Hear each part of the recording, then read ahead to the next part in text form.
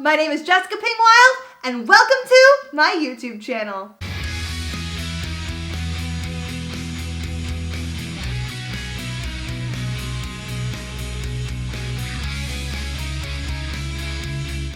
Y'all, I have been dying to tell this story since truly the moment it happened when I was 16 years old. So that's what I'm doing today. And I want to be very clear that that title is not clickbait. As much as it sounds clickbaity, it's not clickbait. It's 100% real, so make sure you stick it out through the end of this video to hear the full story. So because Abby Lee Miller's name is in the title, and because this is clearly about dance moms, and I know that that fan base surrounding dance moms is very strong, I have a feeling that I'll probably get a handful of viewers who are very unfamiliar with who I am as a person and unfamiliar with my content and all of that. So, for that reason, I will be giving a little bit of background context into who I am and more specifically, why this video is important. So hi, like my intro said, my name is Jessica Pingwild. I am 24 years old and I currently live in London, England. I was born with a very rare condition called child syndrome. It affects one side of the body with skin and limb deficiencies. So I will put a full body shot of myself right here. Yes, I look stunning, I know. But essentially, as you can see from that shot, I only have one arm and one leg on the left side of my body, and both of those limbs, for context, are covered in red patchy skin. So it does make wearing a prosthetic particularly uncomfortable, especially back when I was a child. Now that you know about all that, let's get into my life as a dancer. I enrolled in my first ballet class at age 3. And guess what, y'all? Of course, I absolutely loved it. And even more so, I loved performing, and I realized that very, very early on in my dancing career. It was such a rush to be on stage, and my very first performance ever was at my first dance recital. I think I was 4 by the time the recital season rolled around, and my group's song was the Kangaroo Hop, so we all had little animal makeup on our faces, like face paint or whatever. We had little kangaroo ears and the cutest little kangaroo tutus that were brown and pink, and oh my gosh, it was truly the cutest thing. And I was a ham. I loved being on stage and I loved getting attention and I loved performing and doing something cool. But as much as I liked dancing, I did feel restricted right off the bat because I was wearing a prosthetic. And even though I was young and even though I had just started dancing, I could already tell that something was holding me back, and I didn't like it right from the get-go. For people with disabilities, mobility aids are often viewed as the ultimate freedom giver. Essentially, without them, you can't really get very far, myself included. That said, when it came to dance, I actually struggled a lot more to perform to my best ability with the leg on. Now that might seem a little strange to say, but where my amputation is so far up on my upper thigh, it actually is very awkward and very difficult to replicate certain motions that are very popular in dance without having the ability to fully control the full extent of the leg. Plus, not to mention, it's a really heavy and very awkward weight. So when it comes to jumping or when it comes to turns, I have no control really of what that leg is doing. I can lift it a little bit, but for let's say a grand jeté, I can't kick it to the full extent out back. I don't have that full range of motion when the prosthetic is on to be able to dance in a proper way.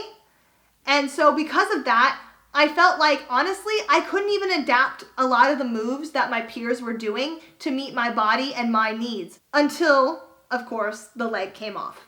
But seriously, guys, taking that prosthetic off for dance was the most freeing feeling that I've ever felt. And I can't describe that enough. I finally felt like I could be myself and that I could fully emote through my body. And it was just amazing. There was nothing holding me back and I could just dance. I could just love the art of dance for what it was. And it was magical. Truly, truly magical.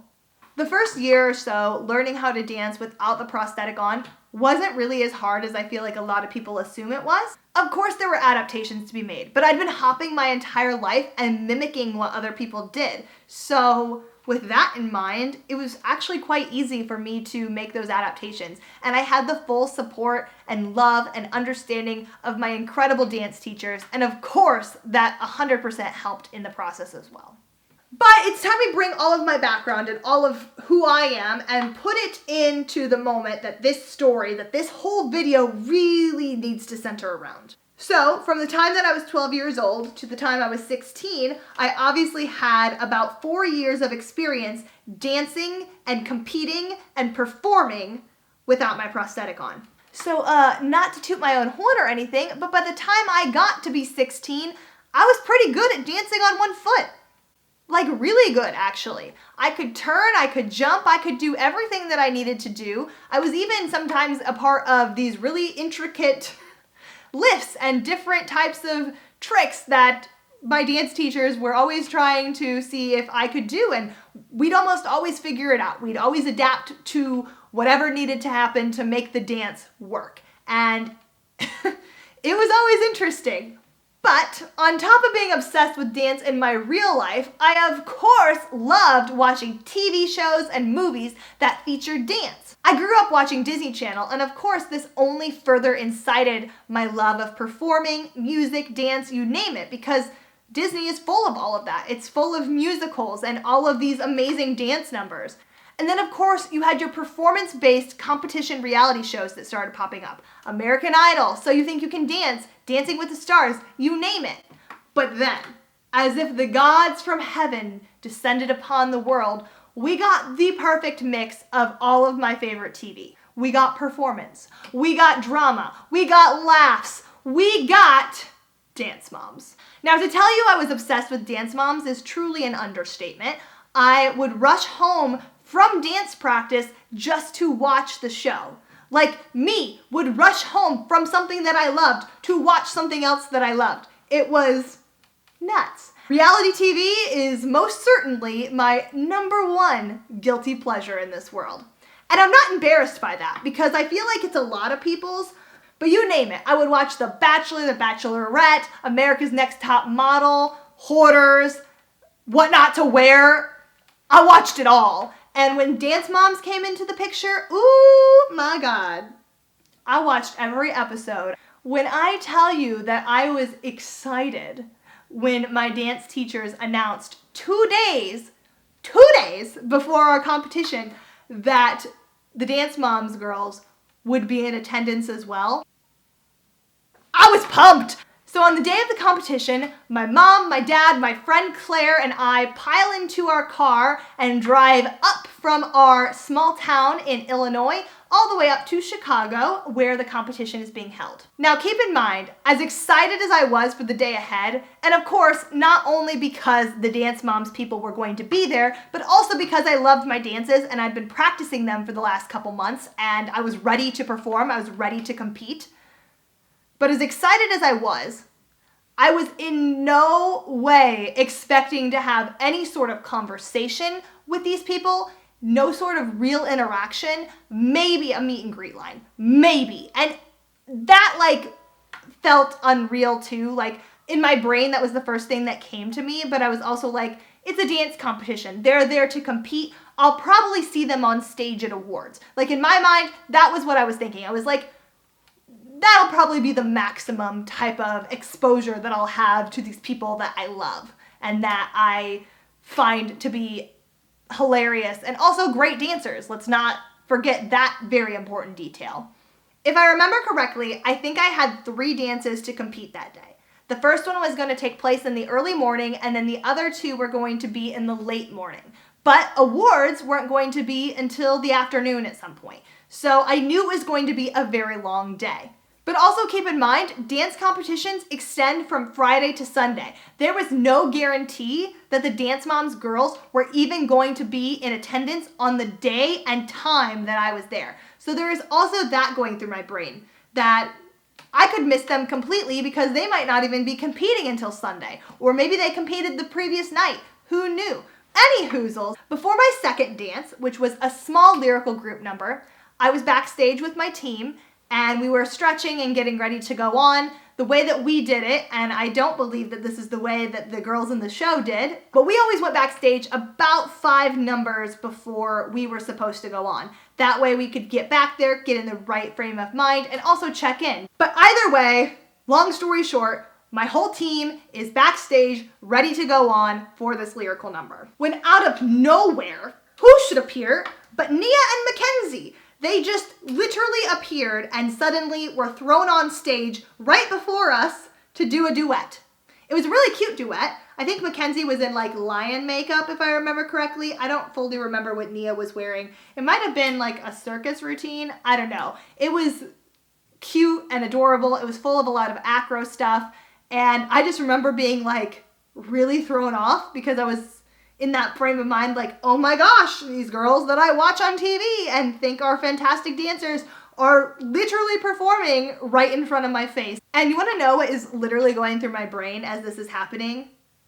I'm annoyed. I'm like amazed. Like, don't get me wrong. My first and foremost feeling was amazement, but then there was also annoyance because I was also thinking, gosh darn it, too bad we couldn't have performed first. Because if we had gone in front of them, then the Dance Moms girls who weren't performing, the mothers, and Abby Lee would have gotten to see our number. How cool would that be? Once they were finished, they came off the stage really quickly and just left the backstage area as fast as they could. Honestly, I'm sure they were just trying not to get bombarded by all the girls back there who were also like me and amazed and excited to see them. So they came and went very quickly, but I didn't really have a whole lot of time to think about it because we were on next and I had to get in the frame of mind to perform Man in the Mirror by Michael Jackson. I love this dance. It was so much fun. We had these huge props that were supposed to replicate mirrors that you could jump through and you could play with and you could like mirror each other in the thing. And it was such a cool dance. And Man in the Mirror is an amazing song. So I loved this number. So when I tell you that I put my all into it, I put my all into it. Once we finish, I have to go quickly and get dressed into another outfit to do my third number, which was happening, I think, pretty quickly. I think it was a pretty quick turnaround. And not only did I have to get my costume on, but I also had to redo my hair and my makeup to look a little wild because the whole concept of the next dance was being really intense and really freaky. And I loved that dance too, just for context. But either way, my brain was very quickly off of the Dance Moms girls and very much back in the zone. I know what I'm doing. I'm here to dance. I'm here to compete. Let's go. Once my third number is done, I have pretty much nothing left to do until awards, which were at least 2 hours in the future. So my parents, my friend, and I decided to go get lunch. We head off campus. We were at a high school up in Chicago somewhere, some performing arts high school. It was actually a really cool building, if I'm honest. But we went off campus and I think we went to like McDonald's or some fast food place. And then we came back. I had a milkshake in my hand. I'll always remember this because my dance teacher approached me when we got back. And she squatted down and she's like, Jess, I need to talk to you. And she's like, so the producers of Dance Moms have approached me and asked if Abby Lee could meet you. Now this is truly out of my wildest dreams because I want to meet Abby. Why is she asking to meet me? This seems like a parallel universe. But of course, my face goes from being like concerned to being like super excited and like jaw dropped and just like, excuse me, what? Within minutes of my teacher asking me this, I am placed on an elevator with my family and my friend, and we are taken up to the second level where the Dance Moms crew has their entire private setup for costume changes and all the drama that happens behind the scenes. And I am just in awe. There's all of this TV production equipment everywhere. And as this 16-year-old who has had this dream of performing and just doing exactly what these girls do all the time and having the opportunities that they do, I'm just like doe-eyed and just in love with every moment. Once I come out of my trance and officially stop drooling at everything going on around me, a producer approaches us, has my parents fill out some forms and sign a couple of different things saying that I can be on TV, and they put a mic on me. Before I can enter the room with Miss Abby, all the girls, the moms, I'm given a direction.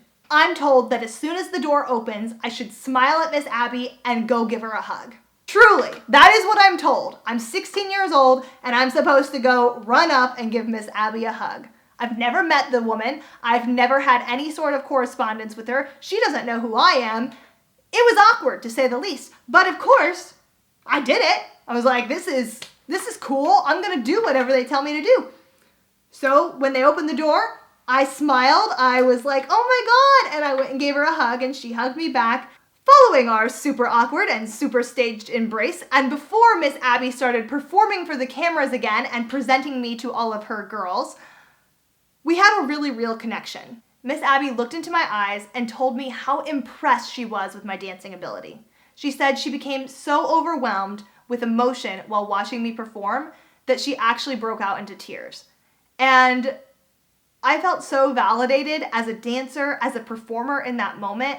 She kept telling me that I stood out on stage. Even though I was with 10 other able-bodied girls, my dancing, my performance, my ability to put on a show stood out to her. As a disabled teenager, I had never experienced validation like that. I was constantly getting overlooked. I was constantly getting rejected. I was constantly not being seen. But Miss Abby, this woman who critiques girls on TV and gets paid to do it, this woman who understands the entertainment industry, who knows what talent is and is able to pick it out and make it into something, said something nice about me and my talent.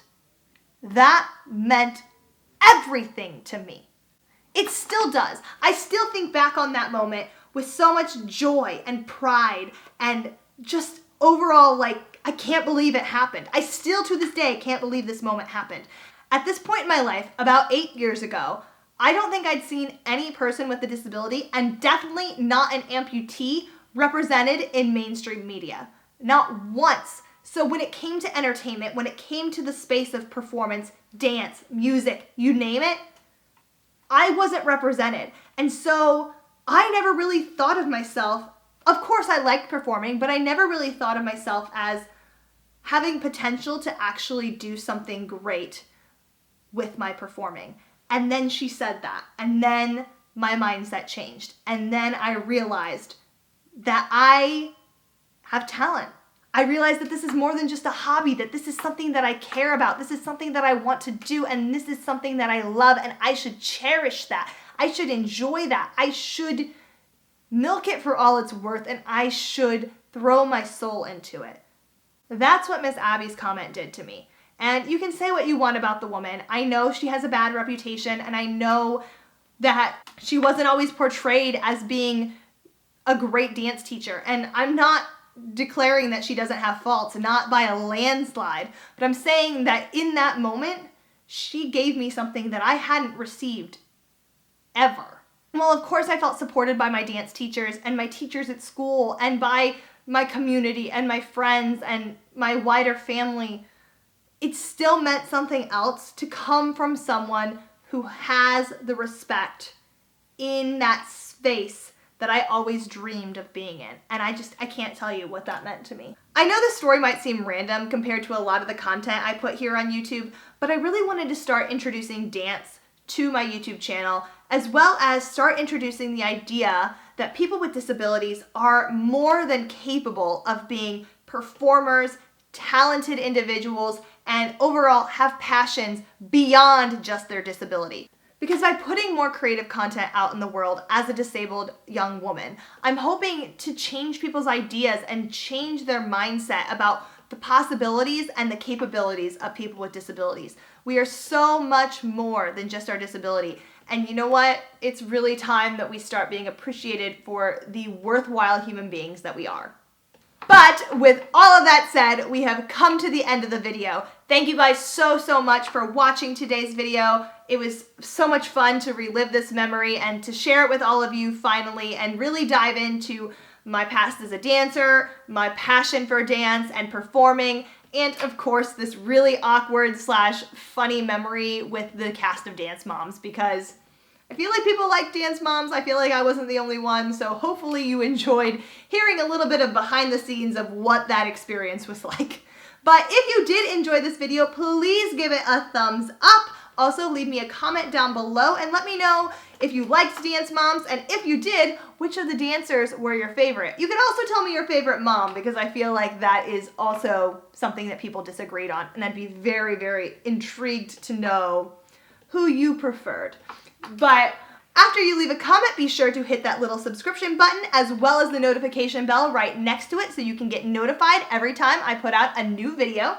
I have a lot of amazing content planned for the future, and I cannot wait to share it with you all, so make sure you're subscribed so you don't miss any of it. In the meantime, of course, as always, you can find me on social media. All of it is linked down below. I am at The Rolling Explorer on pretty much everything but Twitter, where I am just Rolling Explorer. You can also check out my blog. I have a lot of interesting articles about disability there, as well as stories about my life. So be sure to visit therollingexplorer.com for all of those. Thank you guys so much for tuning in, and I will see you next time.